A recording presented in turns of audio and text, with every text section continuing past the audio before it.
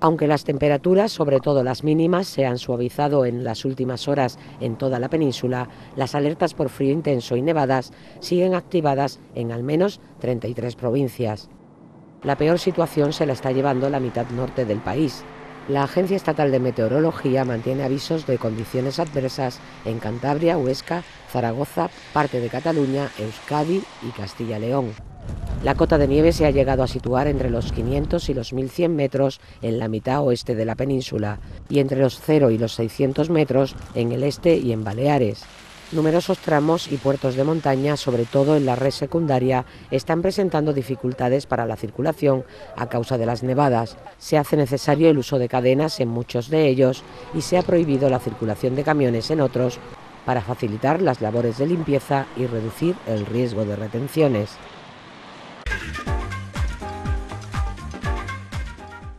Se trata de una cantidad que iba destinada a Faja Pirítica de Huelva y a la empresa Santana. El dirigente popular ha dicho que, según se desgrana de un informe de la Guardia Civil, en la Consejería de Empleo hay documentos que acreditan estos pagos directos a Uniter. Sin que esa información se haya trasladado en ningún momento por parte de la Consejería de Empleo a la juez. Y, por tanto, donde parece comprobarse que la Junta ha ocultado de manera consciente, queriendo, en su actitud oscurantista y obstruccionista de la labor de la justicia. Sanz ha explicado que estos son los primeros pagos directos que se conocen a una empresa intermediaria por parte de la Junta de Andalucía, ya que hasta el momento eran las aseguradoras quienes pagaban a las dos entidades intermediarias que han participado en todos los procesos de prejubilaciones, Uniter y Vitalia. El número 2 de los populares ha considerado que esto debería suponer la dimisión inmediata del consejero de Empleo, Manuel Recio, y del actual director general de Trabajo, Daniel Rivera. En la misma rueda de prensa, Sanz se ha referido al Congreso de los Socialistas y ha lamentado la falta de representación andaluza. Hay que lamentar la pérdida de peso que ha tenido el PSOE andaluz de manera clara dentro de la Ejecutiva. Este ha sido un Congreso, diría yo, ni siquiera escaso, sino absolutamente vacío de ideas. El dirigente popular ha destacado que, por contra, su partido se ha pasado el fin de semana aportando ideas y propuestas y ha recordado algunos de los aspectos del Plan para Empleo Juvenil anunciado por Javier Arenas.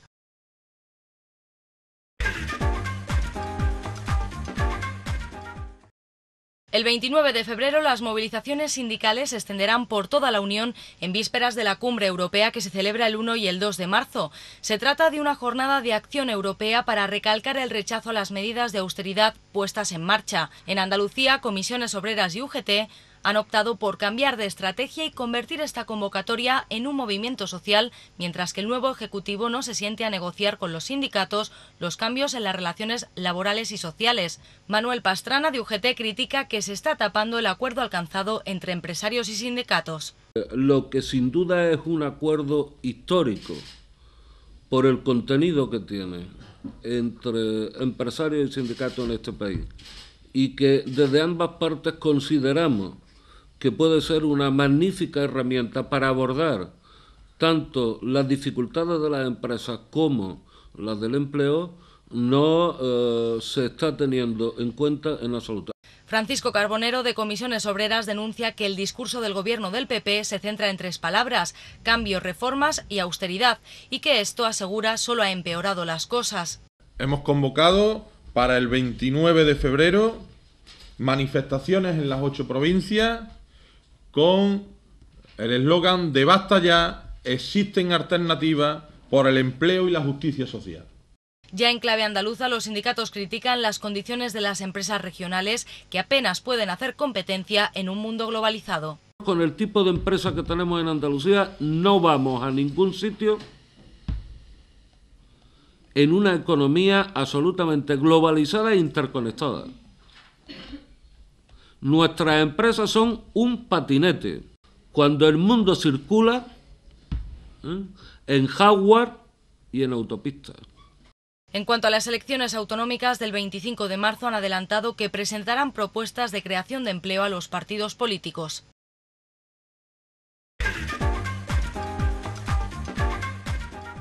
un hombre de 26 años y nacionalidad ecuatoriana, fallecido hoy en Marbella por heridas de arma blanca tras una discusión con otros 2 individuos que se dieron a la fuga.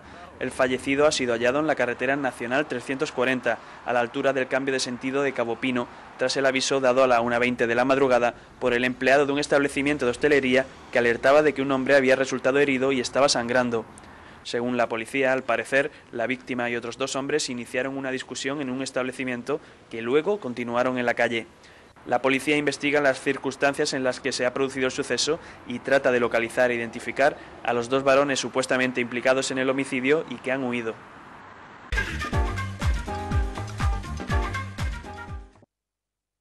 Primera comparecencia en el Congreso de la ministra de Empleo y Seguridad Social. Fátima Báñez ha ofrecido líneas muy generales de la reforma laboral que aprobará el Gobierno este viernes y que ha defendido para frenar la destrucción de empleo. Vamos a aprobar en los próximos días una reforma laboral que será completa y equilibrada, pero que será sobre todo operativa y útil, con el objeto de establecer un marco que contribuya a la gestión eficaz de las relaciones laborales y que facilite la creación de puestos de trabajo, y que además dé estabilidad en el empleo, que es de verdad lo que se necesita en este país. Y a corto plazo debe de servir para frenar en esta crisis la grave destrucción de empleo que hoy, después de los resultados del mes de enero, todavía vivimos en España. Báñez ha anunciado que el Ejecutivo impulsará medidas para que sea compatible seguir trabajando al tiempo que se percibe una pensión por jubilación. El Gobierno pondrá en marcha también un plan que mejore los controles en materia de prestaciones por desempleo y las bonificaciones a la contratación. Los grupos de la oposición han pedido a la ministra más explicaciones sobre esta reforma, una falta de datos que el diputado socialista Jesús Caldera ha calificado de decepcionante y ha preguntado a la ministra si piensa elevar la edad de jubilación más allá de los 67 años.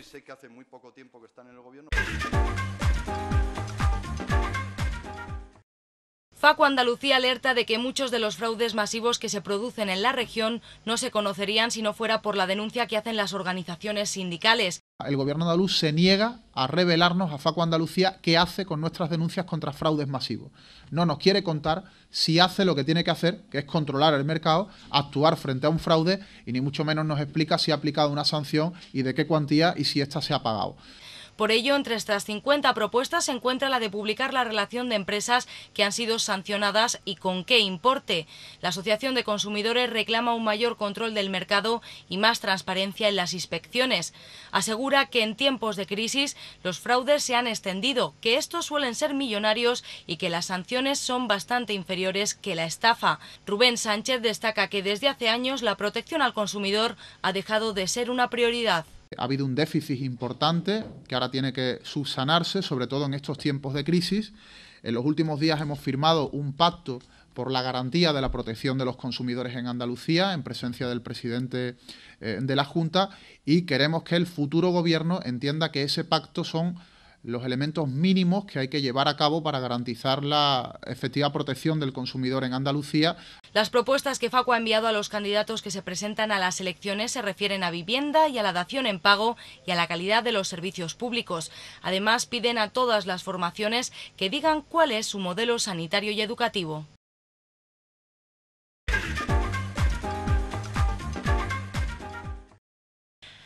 CESIF afirma que de esta forma la ley sufre otro fuerte varapalo judicial. CESIF interpuso un recurso contencioso administrativo contra la citada resolución el pasado 7 de diciembre, pidiendo la adopción de medidas cautelares de suspensión.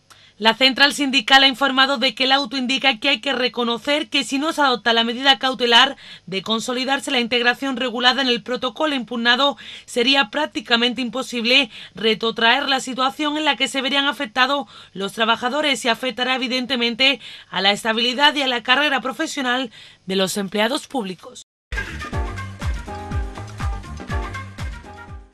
No existen indicios de que el cuerpo de la joven sevillana asesinada en 2009, Marta del Castillo, esté en la zona conocida como Ruta del Agua, entre las localidades de Camas y Castilleja de Guzmán, un recorrido donde el abuelo de la víctima, José Antonio Casanueva, encontró en su día 2 bolsas y una manta. Un informe de la Policía Nacional concluye que no hay posibilidades de que el cadáver de Marta esté en esa zona. El padre de la joven, Antonio del Castillo, asegura no fiarse de esta investigación sobre el paradero de su hija. se pregunta si pesan más los motivos económicos o la falta real de indicios. El cuerpo de Marta del Castillo ha sido objeto de otras búsquedas en el Guadalquivir, en el vertedero de Alcalá de Guadaira y en una zanja de camas. Su juicio se cerró con la condena a 20 años de prisión del asesino confeso Miguel Carcaño. Ahora la Fiscalía de Sevilla recurre a la absolución de la novia de Francisco Javier Delgado, María García, lo que la situaría en la noche del crimen.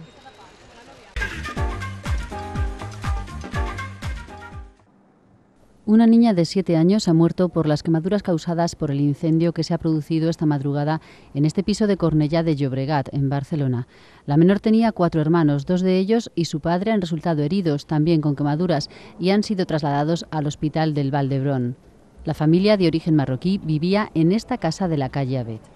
Es una familia que vivía en el barrio, que vive en el barrio, que tiene ayudas de la Generalitat y también algunas ayudas puntuales del Ayuntamiento, y que la niña estaba escolarizada y hemos hablado con la directora de la escuela y bueno, está bastante afectada todo el mundo, ¿no?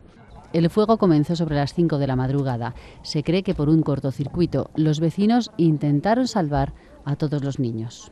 Estaba el vecino, lo que tenía piso quemado. Él está intentando para entrar de la ventana atrás, la rompió una cresta de la ventana, ha entrado y yo he ido con él atrás de él. Ha subido de la reja de la ventana, la cogió con él una chica, la hemos salvado del fuego. Y la otra se ha quedado ahí y se ha morido, pobrecita, no podemos hacer nada. Hay otras 7 personas que han resultado intoxicadas y han sido hospitalizadas. Entre estas hay un niño de 3 años.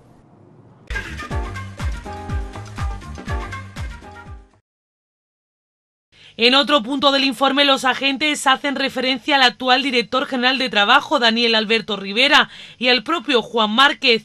Ambos imputados en esta causa señalan que dieron forma y continuidad a los acuerdos alcanzados por Francisco Javier Guerrero con Calderinox. Las investigaciones del Instituto Armado ponen de manifiesto que del análisis del ERE de Calderinox y de las manifestaciones tomadas a testigo e imputados se deduce que fueron Guerreros y el entonces delegado provincial de empleo de la Junta, Antonio Rivas, quienes adquirieron el compromiso verbal relativo a Calderinox.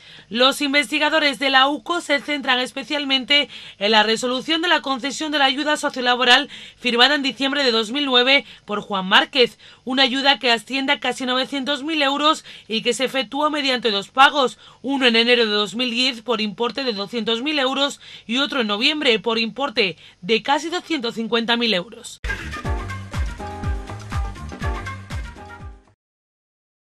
Este es el centro municipal de acogida por el que diariamente pasan más de 130 personas, ya sea para comer o pasar la noche. En total, cerca de 90 sin techo duermen en estas instalaciones, un número que se ha visto aumentado en los últimos días debido a la ola de frío. Sí, ahora mismo el centro lo tenemos prácticamente ocupado al 100%, incluso tenemos habilitado por la noche, pues si vinieran y estuvieran las plazas ocupadas, que por lo menos se puedan quedar aquí en el centro con una manta y con un café. Este es precisamente el salón de ocio de este inmueble que por las noches se puede convertir, si la situación lo requiere, en cuarto de dormir. Y es que el perfil del usuario del centro es el de un hombre de 38 años de media, con bajo nivel de formación, parado y con relaciones sociales muy reducidas. Yo soy de un pueblo de Cantoria, Tierra del Malmo, pero bueno, yo ya a veces arreglo las paguicas y ya pues un día me puedo ir a mi pueblo tranquilamente. Porque me quitaron el carro con todas las mantas y ya me vine aquí. Pero antes de irme, que yo lo digo ya, que yo estoy completamente agradecido por lo que la Verga ha hecho por mí, no en esta vez, sino en otras veces también. Pero ahora sobre todo en esta vez más, porque ya estoy peor y después de tirarme 3 meses en un banco público durmiendo, pues estoy aquí y estoy más a gusto con todo, con el trato, con la comida y con todas las personas. En los últimos tiempos y debido a la crisis se ha registrado un aumento del número de personas de nacionalidad española, sobre todo de jóvenes parejas que se han quedado sin nada. Un colectivo que tiene papeles, que tiene pases de residencia y permiso de residencia, pero que con las circunstancias de la crisis se está quedando en paro. Entonces son extranjeros, sobre todo de origen magrebí, y que llevan aquí en España entre una media de 10-12 años. Y otro colectivo que está también aumentando son parejas españolas entre 35 y 40 años, fundamentalmente sin hijos, pero bueno, que son parejas. Ese colectivo también estamos notando que está aumentando mucho más porque se están quedando sin recursos, se quedan en el paro. Las familias extensas no pueden ayudarle y se ven abocadas a salir a la calle.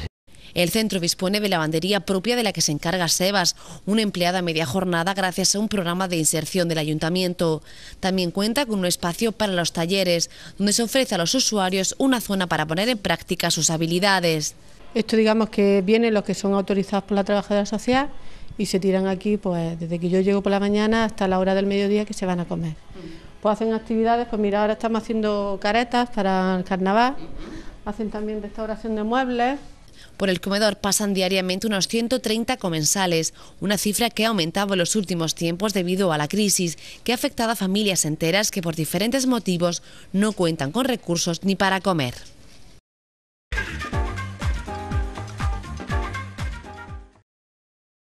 Los cuadros del pintor Pedro Rodríguez viajan mañana hasta Valencia. Hace 5 años que el artista no exponía en esta ciudad. La colección que presentará el artista onubense se denomina Espacio Urbano. Pues bueno, básicamente Nueva York, Florencia, Sevilla, paisajes de Huelva incluso he llevado alguno, ¿no? Un poco para de alguna forma que haya una representación de alguna de las calles de nuestra ciudad y Bilbao también, grandes formatos, bueno, un poco de todo, ¿no? El pintor Pedro Rodríguez transita por el espacio urbano, buscando la perspectiva que active la creatividad. Bueno, pues básicamente una selección de paisajes urbanos, donde trató distintos ambientes, distintas ciudades. Un poco viene a ser una exposición en cuanto a temática muy similar a la que presenté en Huelva hace unos meses en la Caja Rural. Y bueno, básicamente pues eso. Paisajes urbanos, con tonos grises, bueno, un poco con la forma de hacer y el lenguaje que es mío propio y particular, ¿no? El artista quiere volver a sorprender en Valencia, como ya hizo hace unos años, de ahí la ilusión que muestra porque llegue el día de la inauguración. La verdad es que bastante entusiasmado, ilusionado con la próxima exposición que tengo con la Galería Puchol de Valencia. Como tú dices, no es la primera vez que expongo con ellos, esta sería la tercera ocasión en la que expongo individualmente con ellos y bueno, pues como te digo, afrontándola con bastante ilusión y bueno, para mí como siempre una exposición supone un reto y bueno, esperando a ver la aceptación de la muestra que llevo a Valencia. Licenciado en Bellas Artes por la Universidad de Sevilla, Pedro Rodríguez inicia su trayectoria expositiva individual a mediados de los 90. Su trabajo ha podido contemplarse en numerosas galerías de España y de Europa.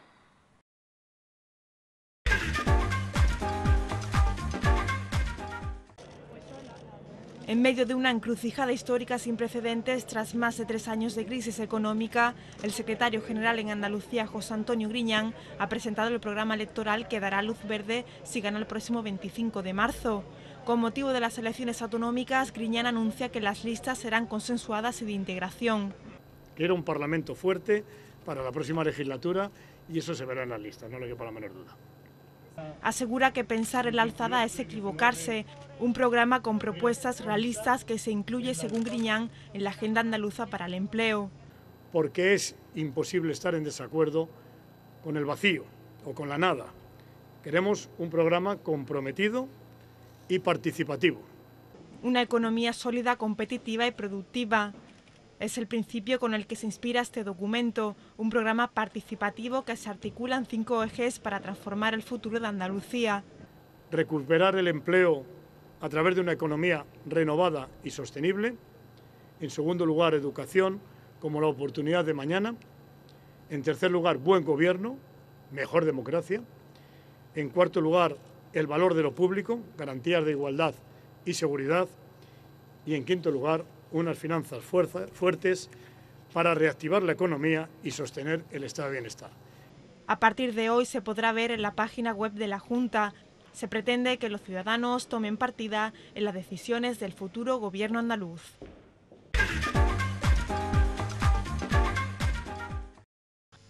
han demostrado que el hijo de Manuel Chávez conservaba todos sus documentos, ya que lo conseguido por un periodista era la copia digital de los mismos, que provenía de alguien que había tenido acceso a los contratos. Es más, el comisionista andaluz enumeró en su denuncia algunos contratos que no obraban en poder de los informadores. Los detalles que dio ante la policía sirvieron para que publicaran de nuevo reportajes sobre las actividades mercantiles del hijo del expresidente. Al margen de cómo la documentación profesional llegó a manos de un periodista, un grupo de agentes de la Unidad contra la Delincuencia y Crimen Organizado, UDICO de Sevilla, se dispuso a investigar los negocios, pero estas pesquisas se truncaron en noviembre del año pasado, cuando el jefe superior de la Policía de Andalucía Occidental destituyó al jefe de esta unidad y lo cambió de destino en un ambiente de presiones críticas por investigar al hijo del entonces vicepresidente tercero del gobierno.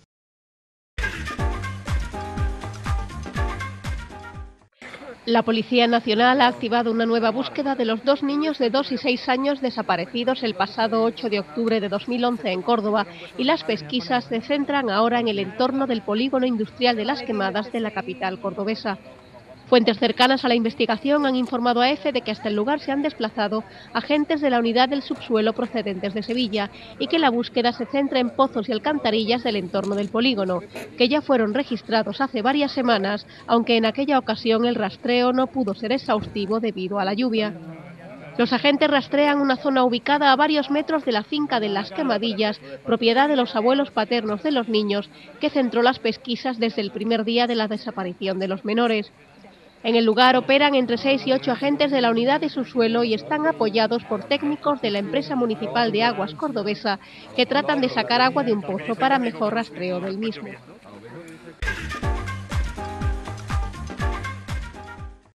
Andalucía y el País Vasco eran las dos únicas regiones que ya habían aprobado la fecha para los exámenes, dentro de 4 meses. En el resto de comunidades, excepto Canarias y Madrid, se había seguido la recomendación del Ministerio de Educación de no ampliar las plazas de profesores en la enseñanza pública. Ayer, sin previo aviso, el Boletín Oficial del Estado suprimió los temarios aprobados por el anterior gobierno en el mes de noviembre y restablecer los de 1993. La Junta de Andalucía ha pedido a la cartera de José Ignacio Wert que rectifique y firme una nueva orden con la que se derogue lo publicado ayer por el BOE. El consejero de Educación, Francisco Álvarez de la Chica, recuerda que nunca antes un Ministerio de Educación había cambiado los temarios de las oposiciones sin consultar previamente a las comunidades. El número 2 de los populares andaluz le responde: la mayoría de los gobiernos autonómicos votaron en contra de los contenidos aprobados en noviembre. Insiste en que el anterior gobierno tuvo 5 años para elaborarlos y no fue hasta el último momento cuando los aprobó. Yo creo que convenía restablecer el interés general, que es el interés de los opositores, que han visto cambiados los temarios en pocos días, de manera ilógica, política, cuando llevan estudiando un mismo temario desde el año 93.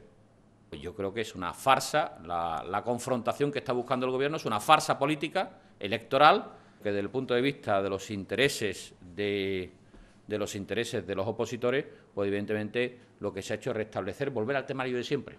Por su parte, Comisiones Obreras no descarta presentar un recurso en los tribunales y denuncian que miles de opositores, calculan que unos 30.000 en Andalucía, llevan meses estudiando los temarios de noviembre y pagando academias.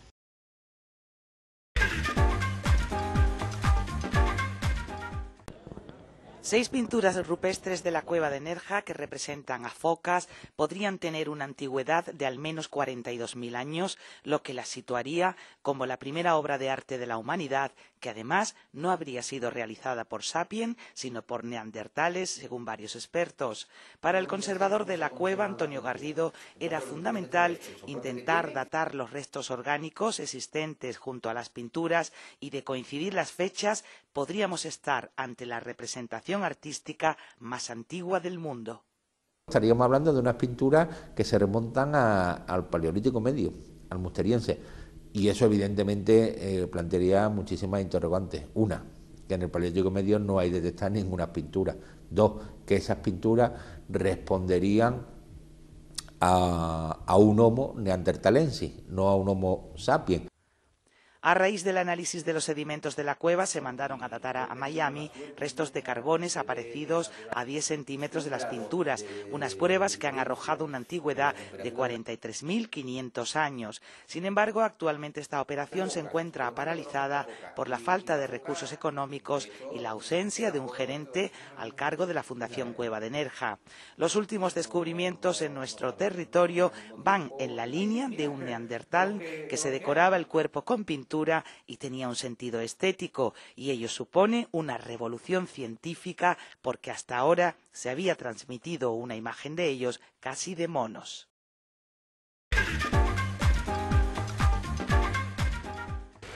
La crisis económica hace mella en nuestro país. 1 de cada 4 españoles se encontraba en 2010 en riesgo de pobreza, un 2% más que el año anterior. Según Eurostat, España es el país de la Unión Europea donde más ha aumentado la tasa de población en riesgo de pobreza, un 3,7% frente al 3% de media en el conjunto de los 27 países. 11,6 millones de personas en España del total de 115,4 millones de ciudadanos europeos que estaban al borde de la exclusión. La Oficina de Estadística Eurostat considera en riesgo de pobreza a personas con unos ingresos menores al 60% de la media nacional. En nuestro país, los más afectados son los menores de edad, seguidos de los ciudadanos en edad laboral y los mayores de 65 años. Entre los Estados miembros, las mayores tasas de pobreza se observan en Bulgaria, Rumanía, Letonia y Lituania. En el otro extremo, la República Checa, Suecia y Holanda.